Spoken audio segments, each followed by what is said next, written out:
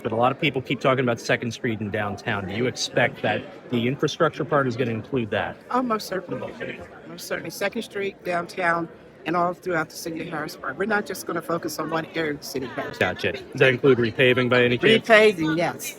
We want to repave as many streets as we can, starting in March. Gotcha. For you, you mentioned trying to find some common ground with council after this. Well, we always say a prayer, see what happens. Gotcha. For you, what happens next with council? I believe you have. Yes, I do have an attorney. I'm meeting him tomorrow afternoon as we speak. He is going through the necessary paperwork to file the lawsuit against the City of Harrisburg Council. Is this a lawsuit over just Mr. Sokoski, or is it everybody? It's a lawsuit over everything that I've eaten. Gotcha.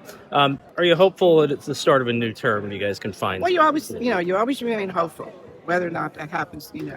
We try to do what I can do. I try to do what I can do as best. When they said, they can't believe, she says, "Oh, I'm not, shocked." You're not shocked. It's unfortunate. Yes, it's unfortunate that we cannot collaborate and work together. It's unfortunate that, my doors are open.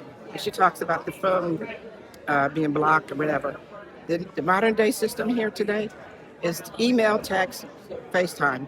If you can't reach me one way, you're down there, you can knock on my door. But there's no excuse for city council. But my message to them is, if they want to sit down and try to work things out, then I'm willing. I've always been willing. And lastly, what's your message for city residents? 4 more For years. the city of Harrisburg, regardless of what city council do, I'm going to remain focused and do what I need to do to move the city forward.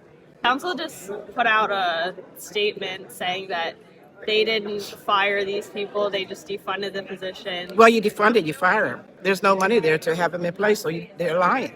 And I'll say it again. I'll say it, and I'm transparent, and I say that they did not. They defunded all the positions, so that means I have no money there. And there's 3 positions that I cannot function in as the mayor. They left me handicapped, with nobody there to be able to, the business administrator, the learner director, they left me handicapped. And that's okay, because I'm going to work this out. And Michelle said that those individuals haven't been coming into work since No, not at all, because they're not going to be paid. There's no funding to pay them. So what do you call a position not being there and a position not having any funding there? What is that? You fired them. You terminated their position. Are they furloughed, though, technically? Whatever they're not legal... furloughed. They're terminated.